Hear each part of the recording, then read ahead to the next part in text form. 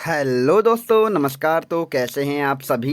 तो दोस्तों एक बार फिर से स्वागत है आप सभी का मेरे यूट्यूब चैनल देवभूमि एग्जाम हब में। तो दोस्तों आशा करता हूं कि आप सबकी तैयारी अच्छी चल रही होगी और आप अपनी आगामी परीक्षाओं के लिए बहुत अच्छे से पढ़ रहे होंगे।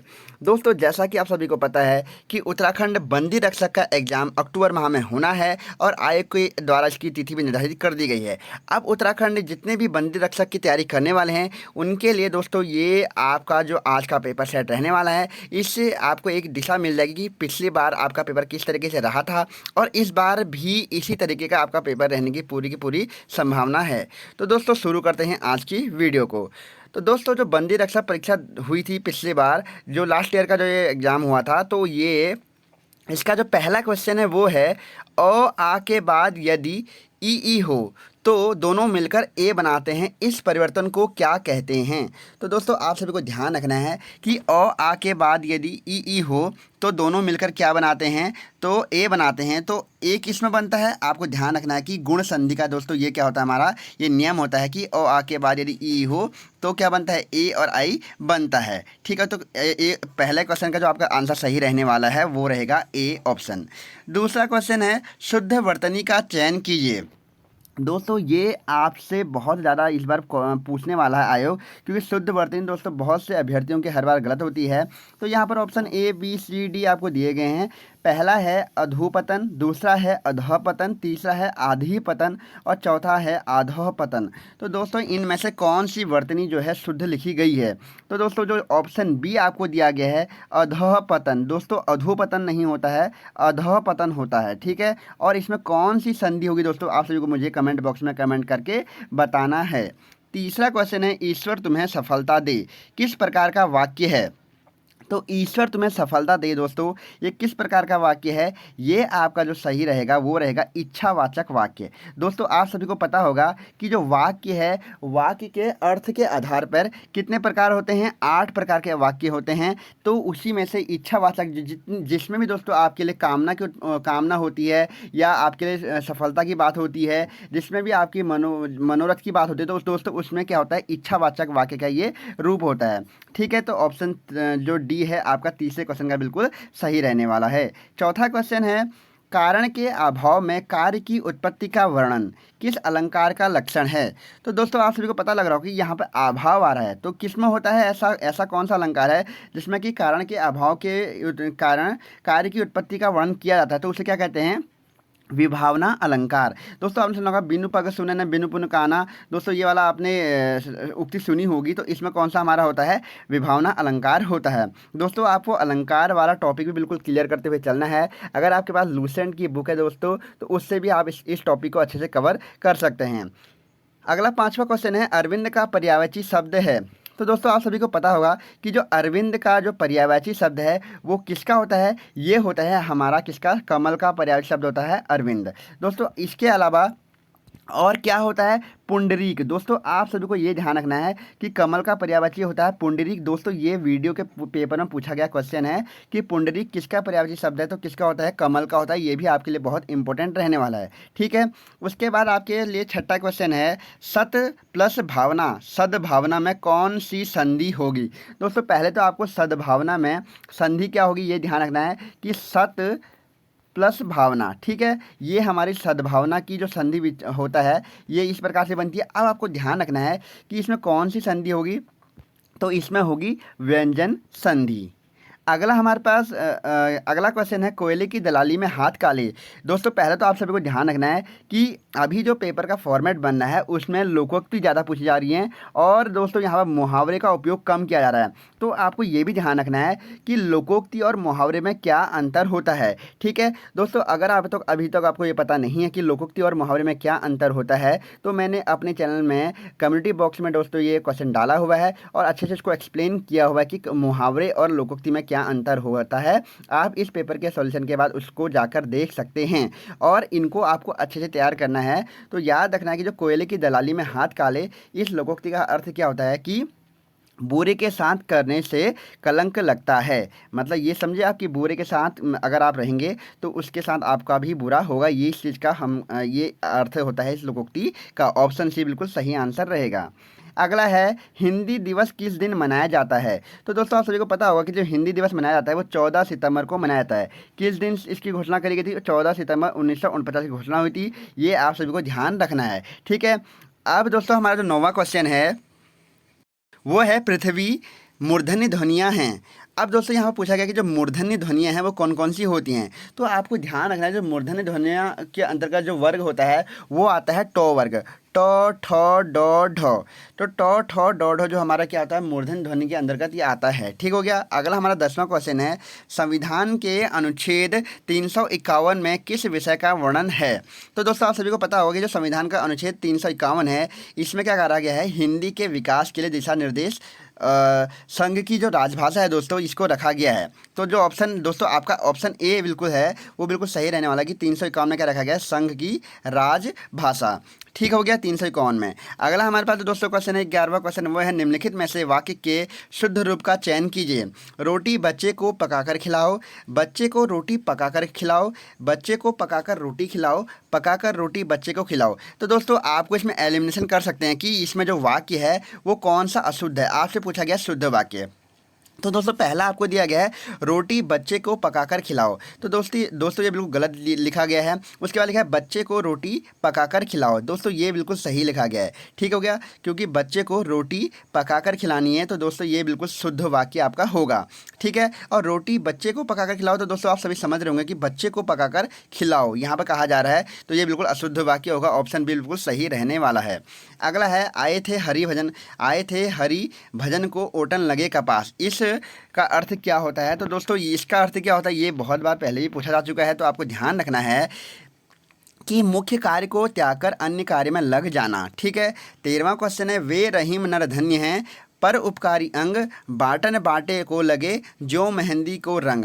दोस्तों पहले तो आपको ध्यान रखना है कि ये किसकी पंक्तियां हैं, ये रहीम की पंक्तियां हैं। और दोस्तों जो दोहा है ये है रहीम का दोहा है। और ये जिसमें अलंकार पूछा गया दोस्तों, इसमें कौन सा अलंकार होगा, ठीक है। मैं एक बार फिर से रिपीट कर रहा हूँ, वे रहीम नर धन्य हैं, पर उपकारी अंग, बाटन बाटे को लगे जो मेहंदी को रंग।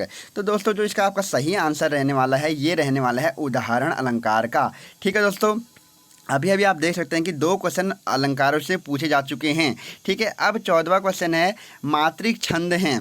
तो दोस्तों ये क्वेश्चन में आपको ध्यान रखना है कि मात्रिक छंद जो आपके इसमें ऑप्शन में दिए गए हैं वो कौन कौन से हैं। अहीर, चौपाई और बरवे दोस्तों क्या हैं, आपके मात्रिक छंद के उदाहरण हैं, ठीक हो गया। उसके बाद जो हमारा 15वां क्वेश्चन है वो है, नीचे दी गई काव्य पंक्तियों के रचयिता हैं। राम तुम मानव हो, ईश्वर नहीं हो क्या, विश्व में रमे हुए सब कहीं नहीं हो क्या। तो दोस्तों ये वाला क्वेश्चन पहले भी बहुत सारी परीक्षाओं में पूछा जा चुका है। तो आपको ध्यान रखना है कि जो ये पंक्तियाँ लिखी गई हैं, ये किसके द्वारा लिखी गई हैं, मैथिली शरण गुप्त जी के द्वारा ये क्या करी गई हैं, पंक्तियाँ लिखी गई हैं। राम तुम मानव हो, ईश्वर नहीं हो क्या, विश्व में रमे हुए सब कहीं नहीं हो क्या। तो किसकी हैं, मैथिली शरण गुप्त की दोस्तों ये पंक्तियाँ लिखी गई हैं। 16वां क्वेश्चन है, तन मन से धन से तुम्हारी रक्षा करना चाहता हूँ, वाक्य में विराम चिन्ह लगेंगे। तो दोस्तों तन मन धन, इसमें कौन सा आपका विराम चिन्ह लगेगा? सॉरी दोस्तों, तो इसमें आपका विराम चिन्ह जो लगने वाले हैं वो लगने वाले हैं कौन सा वाला, आपका सी जो ऑप्शन दिया गया दोस्तों, ये लगेगा आपका अल्प विराम और आपका पूर्ण विराम यहाँ पर लगेगा। दोस्तों आप सभी को ध्यान रखना है, ये जो आपका होता है ये कौन सा होता है, पूर्ण विराम होता है, ठीक है। ये आपको ध्यान रखना है, ये आपका कौन सा विराम होता है, पूर्ण विराम होता है। और दोस्तों जो आपका इस तरीके से लगता है वो क्या विराम, सॉरी दोस्तों ये वाला नहीं, ये तो हमारा संबोधन होता है। जो हमारा इस तरीके से लगता है ये आपका क्या होता है, अर्ध विराम होता है, ठीक हो गया। ये भी आपको ध्यान रखना है, ये कौन सा आपका विराम होता है, अर्ध विराम होता है। और जो ये वाला है ये हमारा अल्प विराम होता है। 17वां क्वेश्चन है, निम्नलिखित में से महादेवी वर्मा द्वारा लिखित रेखा चित्र कौन सा है। तो दोस्तों महादेवी वर्मा, अगर आपने अभी तक इनकी रचनाएं नहीं पढ़ी हैं तो पेपर से पहले दोस्तों महादेवी वर्मा की सारी रचनाएं आप याद कर लीजिएगा। क्योंकि अगर आप पुराने पेपर अभी तक देख रहे होंगे तो महादेवी वर्मा के बहुत सारी रचनाएँ पूछी जा चुकी हैं। तो आपको ध्यान रखना है कि जो महादेवी वर्मा की जो इसमें ऑप्शन दिया गया है सी, अतीत के चलचित्र, ये आपका क्या है, रेखा चित्र है, ठीक हो गया। अगला दोस्तों अगर मैं बात करूँ 18वां क्वेश्चन है, आंतरिक तथा बाह्य स्रोतों से यह ज्ञात हुआ है कि संवत 1535 की वैशाख शुक्ल पंचमी को सीही नामक ग्राम में एक बालक का जन्म हुआ, वो कौन था? तो दोस्तों जो 1535 में जन्म हुआ था वो किनका हुआ था? सीही गाँव में सूरदास जी का हुआ था। ठीक हो गया। ये बहुत इंपॉर्टेंट रहेगा आपके लिए आगे के पेपर के लिए भी। जिस बीमारी का ठीक होना संभव न हो, वाक्य के लिए सही शब्द क्या होगा? तो दोस्तों वाक्यों के लिए एक शब्द से क्वेश्चन पूछा गया है। तो जो बीमारी सही नहीं हो सकती उसके लिए बोलते हैं क्या? असाध्य रोग। बोलते हैं ना कि उनको एक असाध्य रोग, जिसको साधा नहीं जा सकता, मतलब कि जिसको सही नहीं कर सकते हैं, उसको बोलते हैं असाध्य रोग। तो दोस्तों हिंदी का हमारा अंतिम क्वेश्चन रहने वाला है, प्लुत स्वर कहते हैं। तो दोस्तों आपको ध्यान होना चाहिए कि स्वर कितने प्रकार के होते हैं। दोस्तों हिंदी में स्वर कितने प्रकार के होते हैं? 2 प्रकार के होते हैं। पहला कौन सा होता है हमारा दीर्घ स्वर, और दूसरा जो हमारा होता है वो कौन सा स्वर होता है? हमारा हर्ष स्वर। और तीसरा दोस्तों अगर बात कहें कि प्लुत स्वर हमारा संस्कृत भाषा में होता है। अब इसको प्लुत स्वर कहा जाता है। तो आपको ध्यान रखना है कि जो जिनका उच्चारण में दीर्घ स्वर्ग से भी अधिक समय लगे, दोस्तों जिनका उच्चारण में दीर्घ स्वर्ग से भी अधिक समय लगता है उनको हम बोलते हैं प्लुत स्वर। ठीक हो गया। अगला आप दोस्तों जो हमारे यहाँ से अब 21वां क्वेश्चन रहने वाला है वो रहने वाला है दोस्तों आपका जीएस और जीके से। ठीक है। तारे क्यों टिमटिमाते हैं? तो दोस्तों इसमें कौन सी प्रक्रिया होती है जिसके कारण दोस्तों तारे टिमटिमाते हैं? तो दोस्तों आपने 10th में पढ़ा होगा, 10वीं में पढ़ा होगा कि जो प्रकाश का प्रकीर्णन होता है, प्रकाश के प्रकीर्णन के कारण क्या होता है? तारे टिमटिमाते हैं। ठीक हो गया। आगे भी आएगा क्वेश्चन, इंपॉर्टेंट है। अगला 22वां क्वेश्चन है, स्वतंत्र भारत की प्रथम सामाजिक आर्थिक तथा जातीय जनगणना कब कराई गई थी? तो स्वतंत्र भारत की जो प्रथम सामाजिक आर्थिक तथा जातीय जनगणना कराई गई थी दोस्तों, वो कब कराई गई थी? वो कराई गई थी 2011 में। अब दोस्तों ये भी ध्यान रखना कि जो अभी तक हुई है 2011 में जनगणना हुई है, उसके दोस्तों आपको सारे डाटा याद होने चाहिए। सर्वाधिक जनसंख्या कहाँ पर थी, न्यूनतम जनसंख्या कहाँ पर थी, सर्वाधिक लिंगानुपात, सर्वाधिक साक्षरता, दोस्तों सारे आपको ये याद करके हुए चलना है। ठीक होगा। तो आपको ये भी ध्यान रखना कि ये भारत की जो पहली सामाजिक आर्थिक तथा जातीय जनगणना थी। अगला दोस्तों अगर बात करें 23वां क्वेश्चन है, भारत में वस्तु एवं सेवा कर जीएसटी विधेयक कब पास हुआ था?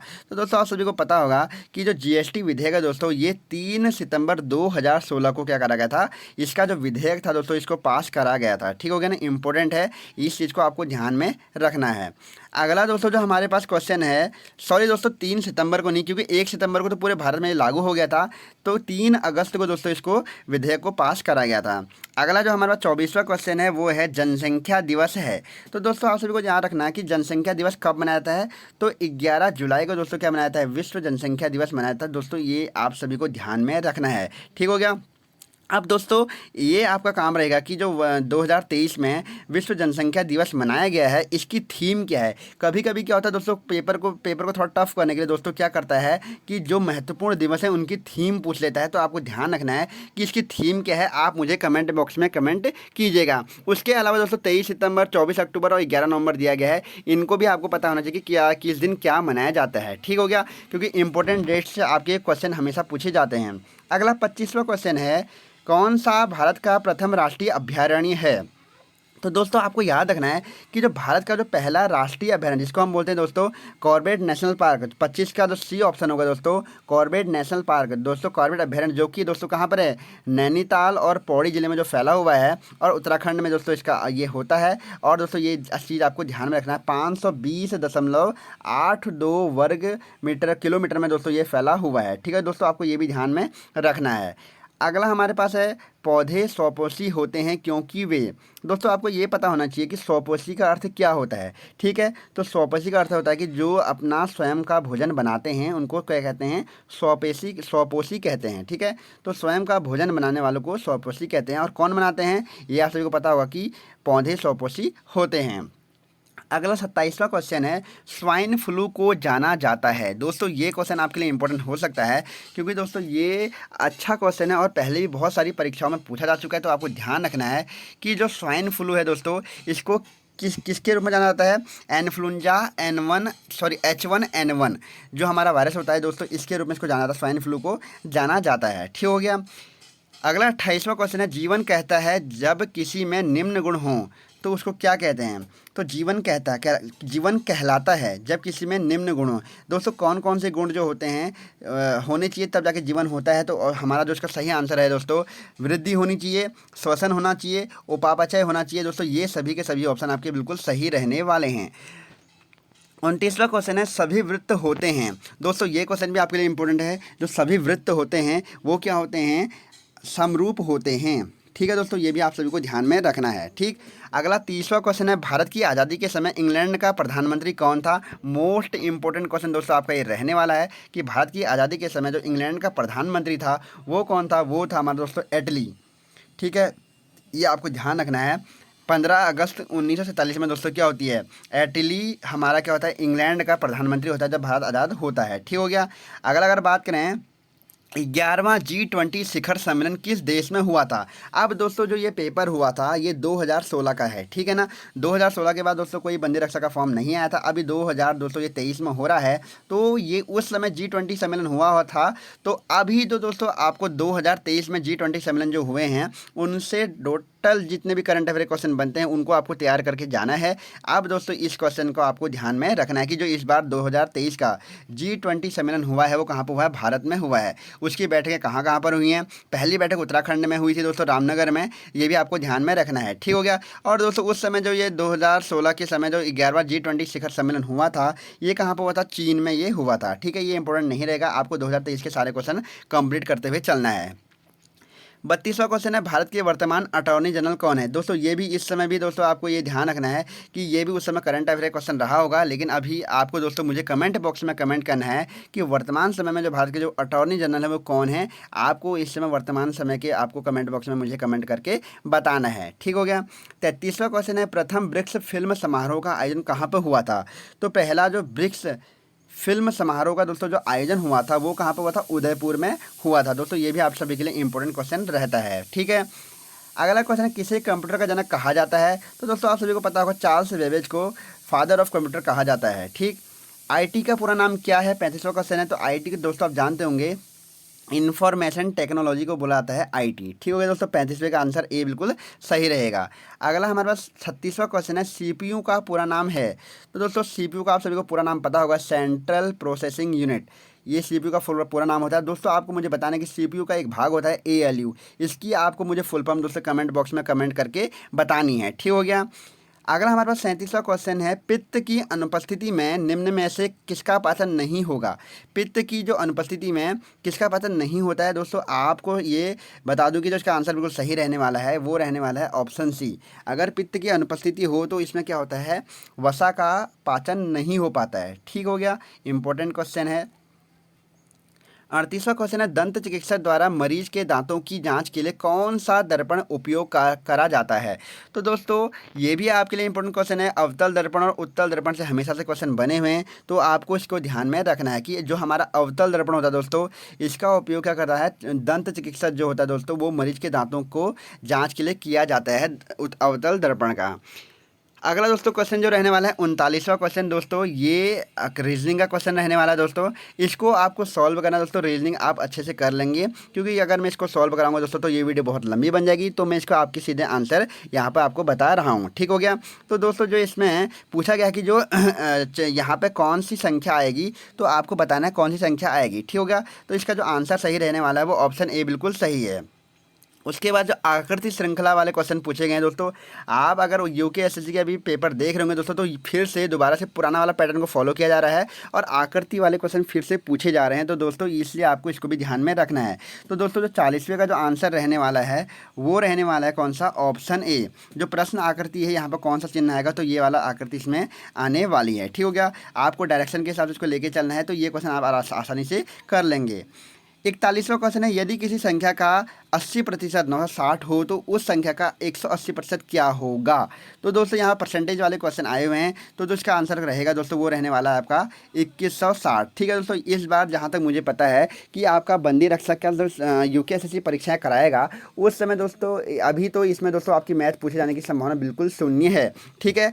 अगला अगर मैं बात करूँ दोस्तों, अगला क्वेश्चन है वो है D4F5H6J7। तो दोस्तों प्रश्न आकृति में क्या आएगा, तो उसको आप आसानी से कर सकते हैं कि जो अल्फ़ाबेट का क्रम होता है वही पूछा गया है। तो जो इसका आंसर जो सही रहेगा दोस्तों वो कौन सा रहने वाला है, 42 का ऑप्शन सी बिल्कुल सही रहने वाला है। ठीक है। 43वां क्वेश्चन है 2 × 3 × 5 तथा 3 × 5 × 7 का लघुत्तम समावर्ती क्या होगा। तो दोस्तों ये तो बहुत इजी होता है कि आपको श्रृंखला बनानी होती है। तो 2 × 3 × 5 × 7 दोस्तों ये आपका बिल्कुल ऑप्शन सी बिल्कुल सही रहेगा। 43वें का जो ऑप्शन सी है, ठीक है, 43वें का ऑप्शन सी बिल्कुल सही रहेगा। ठीक हो गया। पाकिस्तान की अवधारणा सर्वप्रथम प्रस्तुत किसने की थी। तो दोस्तों ये क्वेश्चन आपके लिए बहुत इंपॉर्टेंट है। जो पाकिस्तान की अवधारणा करी थी वो किन के द्वारा करी थी। 44वें का जो चौधरी रहमत अली हैं दोस्तों, इनके द्वारा पाकिस्तान की अवधारणा सर्वप्रथम प्रस्तुत की गई थी। ठीक हो गया। अगला 45वां क्वेश्चन है राम को प्रतिदिन कार्य करने में। दोस्तों ये वर्क वाले क्वेश्चन आ गए, ये अभी नहीं पूछे जाएंगे, तो इसका आंसर मैं सीधे दे रहा हूँ 5। इसका आंसर बिल्कुल सही रहेगा। किसी वस्तु के अंकित मूल्य पर, दोस्तों ये भी मैथ का क्वेश्चन है तो ये भी नहीं पूछा जाएगा। 46वें का बी बिल्कुल आना सही रहेगा। उसके बाद दोस्तों 4 अंकों की सबसे बड़ी पूर्ण वर्ग संख्या ज्ञात कीजिए। तो दोस्तों इसका आंसर बिल्कुल सही रहने वाला है डी। ठीक हो गया। उसके बाद और जो हमारा 48वां क्वेश्चन है, इसका जो आंसर रहेगा दोस्तों उसका आंसर रहने वाला बी ऑप्शन बिल्कुल सही रहने वाला है। और 49वां क्वेश्चन जो यहाँ पूछा गया दी गई श्रृंखला, तो दोस्तों ये रीजनिंग का क्वेश्चन है। तो इसमें जो प्रश्न आकृति जो दी गई है यहाँ पर कौन सा यहाँ पर संख्या आएगी, तो जो यहाँ पर दोस्तों संख्या आएगी वो आएगी 65। ठीक हो गया। इसको भी आप अच्छे से कर सकते हैं। ठीक हो गया। कुछ भी नहीं करा है। 2 चको 8 + 1 का रखा है, 9 दूनी 18, 9 × 27 गुणा 3 + 1 का रखा है। फिर यहाँ पर भी दोस्तों आप गुणा 2 + 1 करेंगे तो 65। इसका आंसर बिल्कुल सही आ जाएगा। 50वां क्वेश्चन है दी गई श्रृंखला को पूरा करना है दोस्तों यहाँ पर भी। तो 50वें का जो आंसर रहने वाला 65 बिल्कुल सही रहने वाला है। तो दोस्तों ये भी बिल्कुल आसानी से हो जाएगा, आप इसको आसानी से कर सकते हैं। ठीक हो गया। 51वां क्वेश्चन है दिए गए शब्दों को उसी क्रम में लिखो जिस क्रम में वे शब्दकोश में पाए जाते हैं। तो दोस्तों यहाँ क्रम वाले क्वेश्चन पूछे गए हैं, ये भी रीजनिंग के अंदर है दोस्तों। तो 51वें का जो सी ऑप्शन दोस्तों जो आपका रहने वाला है वो बिल्कुल सही रहने वाला है। क्यों, आपको देखना है कि अल्फ़ाबेट के हिसाब से कौन सा वर्ण कौन सा अल्फ़ाबेट आपका पहले आता है, उस हिसाब से इसको आराम से आप कर सकते हैं।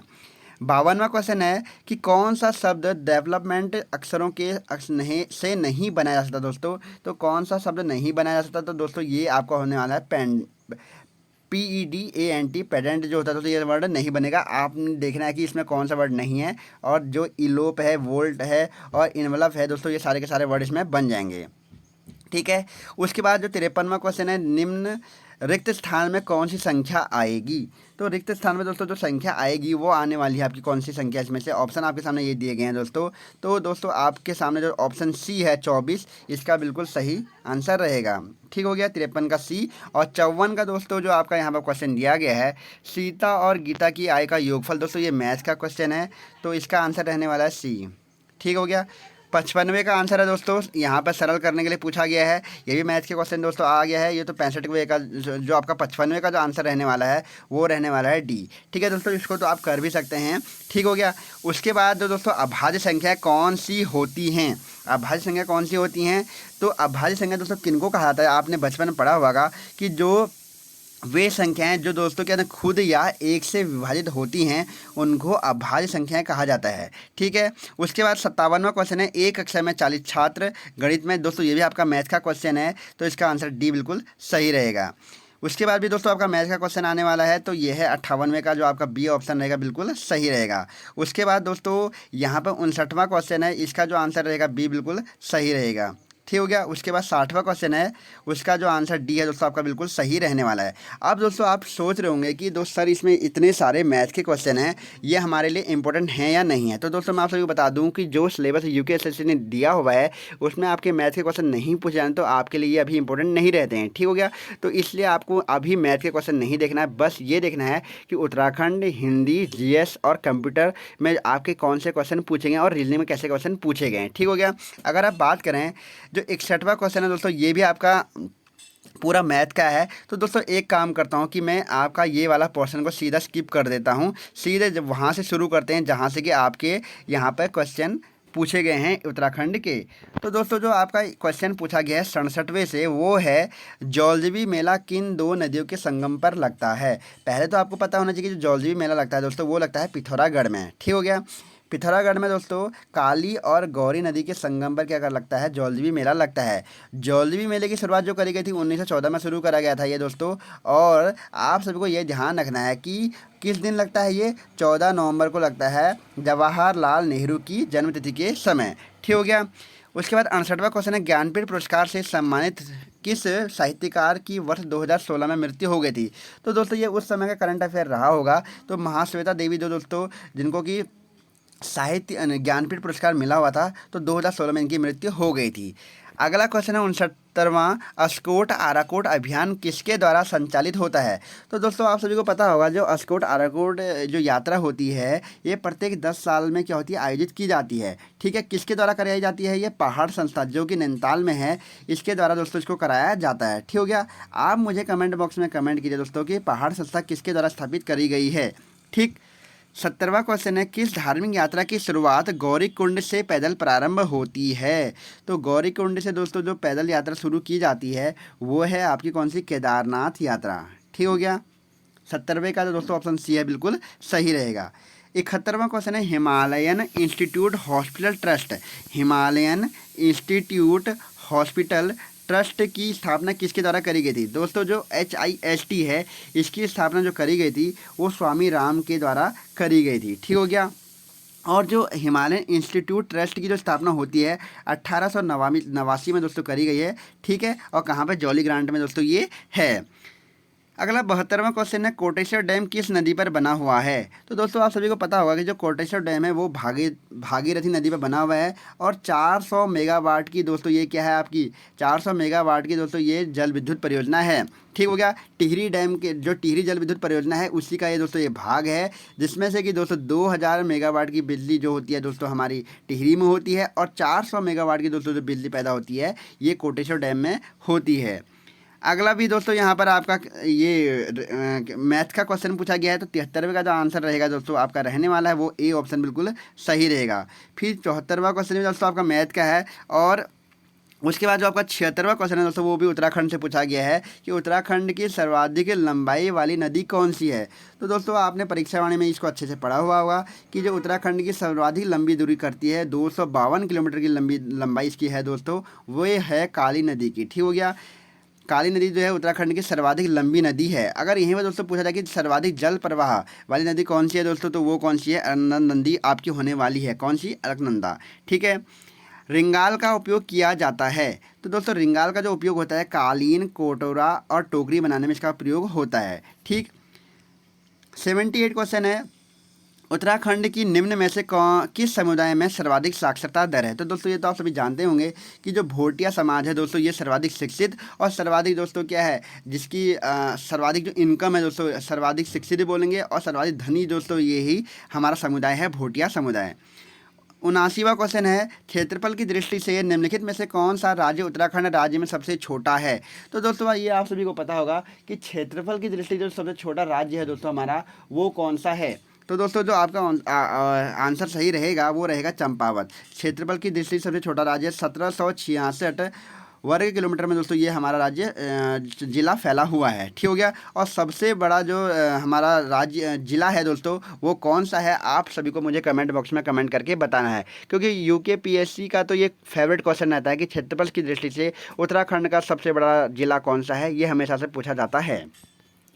अगर बात करूँ दोस्तों 80वां क्वेश्चन है, उत्तराखंड में सर्वाधिक नगरीकृत जनपद कौन सा है। तो दोस्तों ये तो आप सभी को पता होगा कि सर्वाधिक जो नगरीकृत जनसंख्या जो है हमारा वो है हमारा कौन सा, सॉरी दोस्तों, हाँ देहरादून जो है हमारा सर्वाधिक नगरीकृत जनपद जो है हमारा देहरादून है। और अगर दोस्तों यहाँ पूछा जाएगा कि सर्वाधिक नगर निगम कहाँ पर हैं, तो दोस्तों आप सभी को ध्यान रखना कि 24 नगर निगम जो हैं वो हमारे हरिद्वार में हैं। ठीक हो गया। 81वां क्वेश्चन है, इंदिरा गांधी राष्ट्रीय वन अकादमी कहाँ पर है। तो दोस्तों ये आप सभी को इम्पोर्टेंट क्वेश्चन रहता है। देहरादून में जो इंदिरा गांधी राष्ट्रीय वन अकादमी है इसकी स्थापना करी गई है। 82वां क्वेश्चन है, जनगणना 2011 के अनुसार उत्तराखंड में देश की आबादी का कितना प्रतिशत निवास करता है। तो दोस्तों उस समय का ये करंट अफेयर रहा है। और ये भी ध्यान रखना कि जो हमारे उत्तराखंड की जो जनसंख्या है वो भारत की जनसंख्या के 0.83% दोस्तों हमारी ये जनसंख्या है। और जनसंख्या में दोस्तों हमारा कौन सा स्थान है भारत में, तो जनसंख्या के हिसाब से दोस्तों हमारा स्थान जो है वो कौन सा है, 20वां स्थान हमारा है। ठीक है, 20वां स्थान है। ठीक। अगला 83वां क्वेश्चन है, भारत में खारे पानी की सबसे बड़ी झील कौन सी है?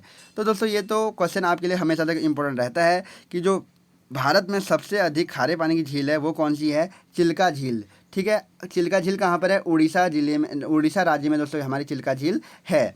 ठीक हो गया। और वुलर झील कहाँ पे दोस्तों? ये जम्मू कश्मीर में वुलर झील है। पुष्कर झील कहाँ पर है? राजस्थान में है। और दोस्तों आपको कमेंट बॉक्स में कमेंट करके बताना कि जो डिडवाना झील है ये कहाँ पर है। 84वां क्वेश्चन है, निम्नलिखित में से कहाँ सबसे पुरानी चट्टानें हैं? तो आप सभी को बताना है कि सर्वाधिक जो पुरानी चट्टानें मिलती हैं वो कहाँ पे हैं? अरावली। ठीक हो गया, अरावली की जो चट्टानें सबसे सर्वाधिक क्या हैं? पुरानी चट्टानें हैं। ठीक। 85वां क्वेश्चन है, किसने गोमानी पंथ को उत्तराखंड का सबसे प्राचीन कवि माना है? तो गोमानी पंथ को सबसे अधिक प्राचीन कवि जो माना है, गियर्सन के द्वारा माना गया है। किसके द्वारा माना गया है? ऑप्शन बी बिल्कुल सही है, गियर्सन के द्वारा। 85 का ऑप्शन बी बिल्कुल सही रहेगा। वर्ष 2016 में सार्क अध्यक्ष देश कौन सा है? तो दोस्तों आप सभी को बताना है कि जो 2016 में सार्क की अध्यक्षता करी हुई थी, 2016 में तो किसके द्वारा करी गई थी? नेपाल के द्वारा करी गई थी। अब दोस्तों आप सभी को बताना है कि हाल ही में किसके द्वारा सार्क की अध्यक्षता करी गई है। ठीक है। 87वां क्वेश्चन है, कण्वाश्रम किस नदी के तट पर बसा है?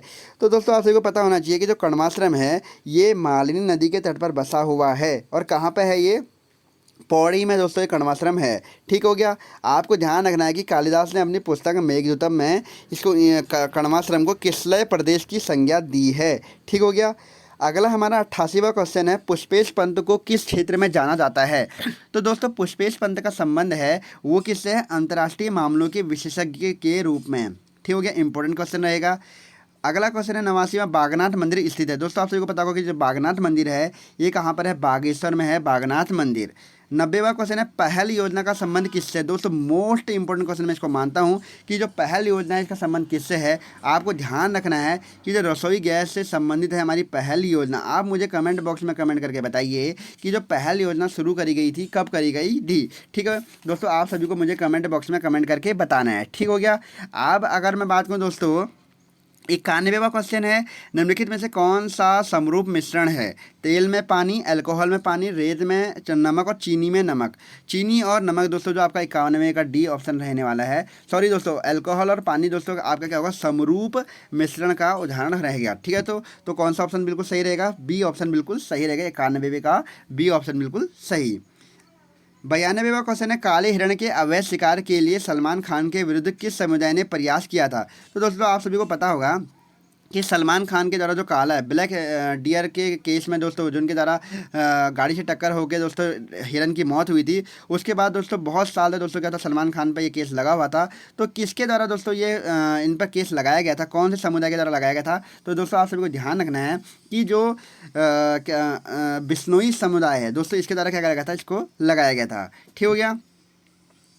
93वां क्वेश्चन है, किस वर्ग में सभी भूमिगत तने हैं? तो दोस्तों आपको बताना है कि option A B C D में कौन सभी के सभी भूमिगत तने हैं। आपको ध्यान रखना है दोस्तों, आलू, प्याज और टमाटर ये तीनों के तीनों क्या होंगे दोस्तों? आपके भूमिगत तने। सॉरी दोस्तों, 94 का जो डी ऑप्शन है, अदरक, आलू और प्याज ये क्या होंगे? भूमिगत तने के उदाहरण होंगे। ठीक हो गया। उसके बाद दोस्तों आपको ध्यान रखना है कि 94वां क्वेश्चन दिया गया है, भक्त दर्शन वर्तमान उत्तराखंड के किस जिले से संबंध है? तो दोस्तों आप सभी को ध्यान रखना है कि जो भक्त दर्शन का संबंध है वो उत्तराखंड के पौड़ी गढ़वाल से संबंधित हैं। 95वां क्वेश्चन है, उत्तराखंड में बहुप्रचलित शब्द गोरखवाणी प्रतीक है। तो जो गोरखवाणी दोस्तों ये बहुत बार क्वेश्चन रिपीट हो चुका है, ये किसका है? गोरखाओं से। और किससे? क्रूरता से। उनकी जो क्रूरता थी उससे संबंधित है गोरखवाणी। गौरखवाणी नहीं दोस्तों, गौरखवाणी तो पुस्तक का नाम है, ये है गौरखवाणी नहीं गोरखियाणी। क्या है? गोरखियाणी। ठीक हो गया। अगला हमारा 96वां क्वेश्चन है, उत्तराखंड के पंवार वंश का अंतिम शासक कौन था? हमेशा से रिपीट होता है, मानवेंद्र शाह दोस्तों हमारे क्या होंगे? पंवार वंश के अंतिम शासक रहे थे। ठीक हो गया। अगला हमारे पास है, मोर ध्वज प्रसिद्ध है। तो सब सभी को ध्यान रखना है कि मोर ध्वज किसके लिए प्रसिद्ध है? पुरातात्विक स्थल के रूप में। ठीक हो गया। पुरातात्विक स्थल के रूप में दोस्तों मोर ध्वज प्रसिद्ध है। अगला 98वां क्वेश्चन है, डोला पालकी आंदोलन विशेषतः संबंधित है। तो डोला पालकी आंदोलन संबंधित किससे था? तो शिल्पकारों से संबंधित था डोला पालकी आंदोलन। 99वां क्वेश्चन है, जिम कॉर्बेट नेशनल पार्क की स्थापना कब हुई थी? तो दोस्तों आप सबको ध्यान रखना है कि सन 1936 में जिम कॉर्बेट नेशनल पार्क की स्थापना हेली नेशनल पार्क के नाम से होती है। ठीक है दोस्तों, ये इंपॉर्टेंट क्वेश्चन रहेगा, किस नाम से होती है? हेली नेशनल पार्क के नाम से। ठीक हो गया। और 1900 आज़ादी के बाद दोस्तों इसको रामगंगा राष्ट्रीय उद्यान के नाम से जाना जाता है। और फिर 1957 में दोस्तों क्या होता है? मशहूर दोस्तों जो बाघों के दोस्तों यहाँ पर बाघों का जो वध करने वाले थे उनके नाम पर दोस्तों क्या रखा गया था? जिम कॉर्बेट के नाम पे इनको रखा गया था। जिन्होंने की जो दोस्तों आदमखोर बाघ थे उनको दोस्तों क्या करा था? इन्होंने इनके द्वारा इनको मारा गया था, जिस कारण से इसका नाम जिम कॉर्बेट नेशनल पार्क रखा गया 1957 में। अगला दोस्तों हमारे आज ये बंदी रक्षक का अंतिम पेपर का अंतिम क्वेश्चन जो है दोस्तों वो है, भारत का 500वां क्रिकेट टेस्ट मैच किस शहर में खेला गया था? तो दोस्तों उस समय जो ये खेला गया था कानपुर शहर में खेला गया था। अब दोस्तों मैं आप सभी को बता दूं कि हाल ही में दोस्तों भारतीय टीम के द्वारा 1000वां टेस्ट क्रिकेट खेला गया था, वो किस क्रिकेट स्टेडियम में खेला गया था या किस स्थान पर खेला गया था? आप मुझे कमेंट बॉक्स में कमेंट करके बताइए, क्योंकि जब ये क्वेश्चन पूछा गया कि 500वां क्रिकेट कहाँ पर खेला गया था टेस्ट मैच, तो यही पूछ सकता है कि 1000वां टेस्ट मैच कहाँ पर खेला गया है। तो आप मुझे कमेंट बॉक्स में कमेंट करके इस क्वेश्चन का आंसर दीजिएगा। तो दोस्तों आशा करता हूं कि मेरे द्वारा जो आज का ये बंदी रक्षक का पेपर करवाया गया है ये आपको पसंद आया होगा और दोस्तों ये आपके आने वाले एग्जाम के लिए हेल्पफुल होगा। इस पेपर को सॉल्व करने के बाद दोस्तों आप समझ सकते हैं कि आपका पेपर का फॉर्मेट कुछ इस तरीके का ही रहने वाला है। लेकिन दोस्तों ये हो सकता है कि इसमें मैथ के क्वेश्चन इतने ना पूछे जाएँ, क्योंकि पिछली बार दोस्तों 20 क्वेश्चन यहाँ पर मैथ के क्वेश्चन पूछे गए थे, मैथ प्लस रीजनिंग के। ठीक है दोस्तों, इस बार हो सकता है कि इसमें मैथ ना पूछ करके दोस्तों क्या होगा, कंप्यूटर का लेवल बढ़ा दिया जाएगा और इसी तरीके का दोस्तों आपका पेपर ये देखने के लिए मिलेगा। ठीक है दोस्तों, तो आज की वीडियो में इतना ही। अगर वीडियो पसंद आई है तो वीडियो लाइक कीजिएगा, अपने दोस्तों के साथ शेयर कीजिएगा और दोस्तों ऐसे ही न्यू अपडेट के साथ चैनल को सब्सक्राइब भी कर दीजिएगा। तो दोस्तों आज की वीडियो में इतना ही। ओके, थैंक यू, धन्यवाद।